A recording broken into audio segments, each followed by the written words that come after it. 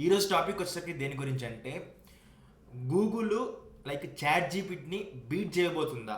In case beat చేస్తే ఏ రంగంలో బీట్ చేస్తుందో అనేది మనం తెలుసుకుందాం. ఓకేనా? సూర్య గారు విన్నారు కదా క్వశ్చన్. అయితే గూగుల్ ఆర్గనైజేషన్ని చాట్ జీపీటీని కంపేర్ చేయొచ్చో చేయకూడదో తెలియదు నాకు. బట్ ఏంటంటే ఇన్ కేసు చాట్ జీపీటీని బీట్ చేయాలంటే ఎలా బీట్ చేస్తుంది?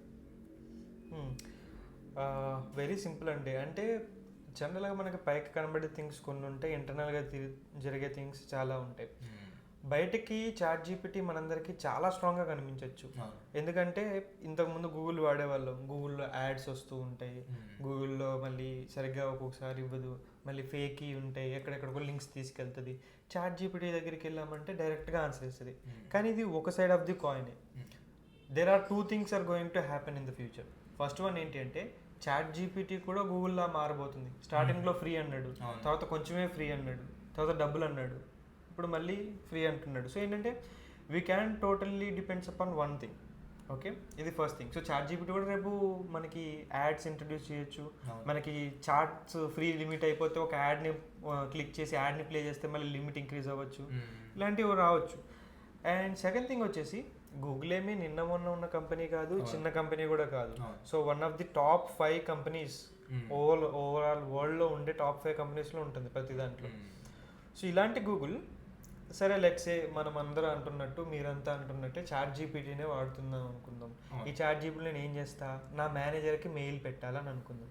ఈ మెయిల్ తీసుకెళ్ళి మళ్ళీ ఎక్కడ పెడతాం? ఏ అవుట్లుక్లోనో ఏ జీమెయిల్లోనో పెడతాం ఆ కంటెంట్. ఓకే, లేదు మనం ఒక ఫోటో జనరేట్ చేసామని అనుకుందాం. ఓకే, క్లౌడ్ యూజ్ చేసి ఈ జనరేట్ చేసిన ఫోటో మళ్ళీ ఎక్కడ పెడతాం? తీసుకెళ్ళి ఏ గూగుల్లోనే పెడతాం, లేదంటే ఏ ఇన్స్టాలోనే పెడతాం, మళ్ళీ అగైన్ అదర్ కంపెనీ. సో ఏంటంటే chat GPT is a powerful tool, దాంట్లో ఎటువంటి ఇష్యూ లేదు. కానీ దానికి ఒక ఎకో సిస్టమ్ అంటే ఏం లేదు. ఓకే, మొన్న వచ్చింది, దానికంటే ఒక మన డైలీ లైఫ్లో ఇంప్లిమెంట్ అవ్వలేదు. ఫర్ ఎగ్జాంపుల్ మనం మొబైల్ చూసుకుంటే గూగుల్ వాడి 6-7 ప్రొడక్ట్స్ ఇన్బిల్ట్గా ఉంటాయి ఆండ్రాయిడ్ మొబైల్లో. యూట్యూబ్ కానివ్వండి, మనకి జీమెయిల్ కానివ్వండి, లేదంటే గూగుల్ సెర్చ్ ఇంజిన్ కానివ్వండి, డిఫాల్ట్ క్రోమ్ కానివ్వండి, ఇవన్నీ ఎప్పుడన్నా ఆలోచించారా? చాలా మంది ఆండ్రాయిడ్లో డిఫాల్ట్గా వస్తాయి, ఎందుకంటే వాడు ఆల్రెడీ దానికి కాంట్రాక్ట్ ఉంది ఆండ్రాయిడ్ మొబైల్లో, వాడు ముందే పెట్టేసుకుంటాడు అన్ని. సో ఈ పాయింట్ ఆఫ్ వ్యూలో వెళ్తే ఒకటేంటండి, మనకి వీడియో ఎడిటింగ్ కాడ నుంచి, ఆడియో ఎడిటింగ్ కాడ నుంచి, ఫొటోస్ కాడ నుంచి, టెక్స్ట్ జనరేషన్ కాడ నుంచి ప్రతి ప్లేస్లోనూ గూగుల్ అనేది ఆల్రెడీ ఉంది. వాళ్ళు దేనికి వెయిట్ చేస్తున్నారంటే ఒక కరెక్ట్ టైంలో అన్నీ లాంచ్ చేద్దాం ఒకేసారి, ఒక కంప్లీట్ ఎకో సిస్టమ్ని క్రియేట్ చేద్దామని ఆగుతున్నారు. అయితే గూగుల్కి చాట్ జీపీటీకి మాట్లాడినాం కదా. సో ఓన్లీ గూగుల్ ఫొటోస్కి చాట్ జీపీటీకి లింకప్ చేసి మాట్లాడుతున్నాం ఇప్పుడు. So present chat GPT, Google photos అంటే చాట్ జీపీటీలో కొన్ని ఫీచర్స్ ఉన్నాయి, గూగుల్ ఫొటోస్లో కూడా కొన్ని ఫీచర్స్ ఉన్నాయి. సో చాట్ జీపీటీని బీట్ చేయాలంటే ఓన్లీ గూగుల్ ఫొటోస్లో ఏ ఫీచర్స్ రాబోతున్నాయి మనం ప్రెడిక్షన్ చేద్దాం. సో జనరల్గా ఇది బేసిక్ ప్రిడిక్షన్స్ అండి. అంటే మనకున్న టెక్నాలజీ నాలెడ్జ్ ప్రకారం ఇది జరగచ్చు అని మనం ఎజ్యూమ్ చేసేది. అది వాడు చేయొచ్చు, చేయకపోవచ్చు. కానీ టెక్నికల్లీ వాడు చేయాలంటే పాసిబుల్ అయ్యే థింగ్స్ చూద్దాం.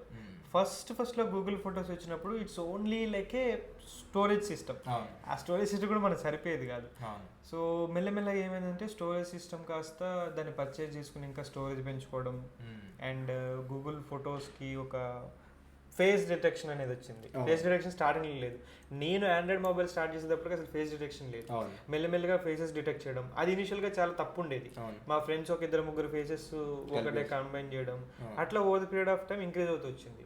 అది కాకుండా లెట్సే ఒక 4-5 years బ్యాక్ నుంచి ఏంటి, మన మెమరీస్ లాంటివి, ఫొటోస్ అన్ని తీసుకెళ్ళి కొలెక్ట్ చేయడం, లేదంటే ఒక ర్యాండమ్ ఆడియో దానికి వీడియోస్కి ఇవ్వడం, మనందరం చూసే ఉంటాం. ఎప్పుడో పాతకాల ఫొటోస్, మెమరీస్ ఇవన్నీ ఇస్తూ ఉంటుంది.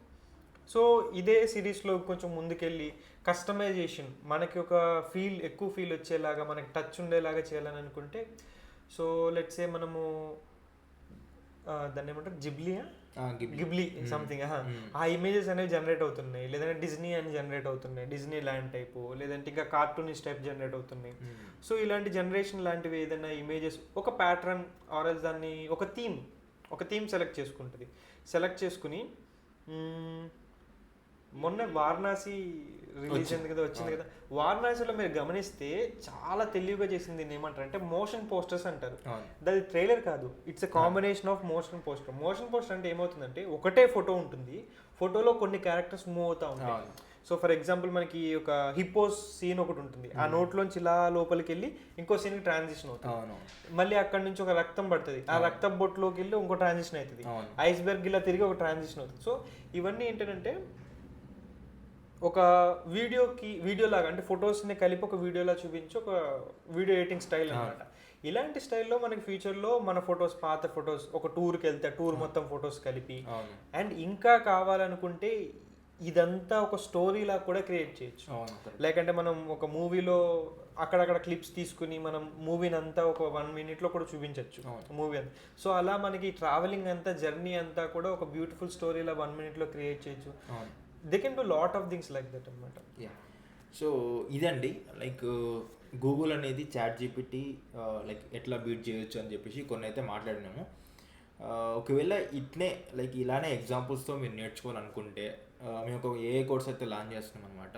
సో కోర్స్ నేమ్ వచ్చేసరికి full stock data science with generative AI.